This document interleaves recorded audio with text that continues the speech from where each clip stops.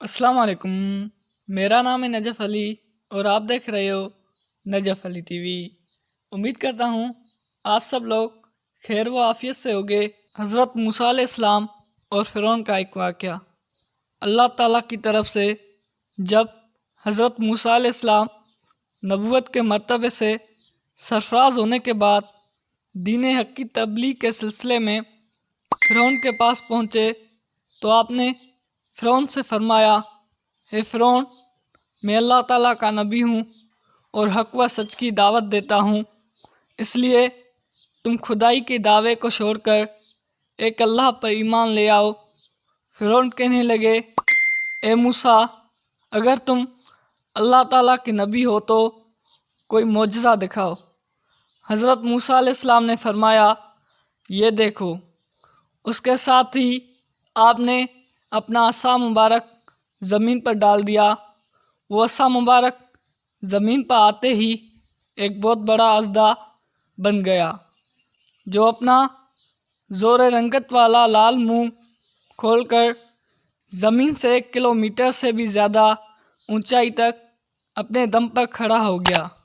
اس کا ایک جبڑا زمین کے اوپر لگ رہا تھا، جبکہ جبڑے کا دوسرا حصہ فرعون کے محل کی دیوار کے اوپر لگ رہا تھا۔ اچانک اژدہے نے حرکت کی اور اس کا رخ فرعون کی طرف ہو گیا۔ فرعون نے یہ منظر دیکھا تو وہ دہشت زدہ ہو کر اپنے تخت سے کود کر بھاگ اٹھا۔ اژدہے کا رخ فرعون کی طرف تھا۔ فرعون لگاتار بھاگتا ہوا لوگوں میں گھس گیا۔ اس پر اس قدر بھگدڑ مچی کہ ہزاروں آدمی ایک دوسرے پر گر کر کچلے گئے اور مارے گئے۔ فرعون ڈرتا ہوا گھر کے اندر داخل ہو گیا۔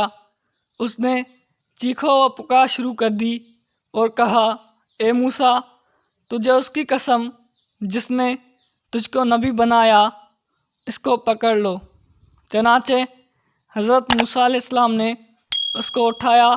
وہ اژدہا پہلے کی طرح عصا مبارک بن گیا۔ اس پر فرعون نے سکون کا سانس لیا۔ یہ معجزہ پاک دیکھ کر بھی فرعون اللہ تعالیٰ کی وحدانیت پر ایمان نہ لایا اور پھر اپنی مشرکانہ حرکتوں میں لگ گیا۔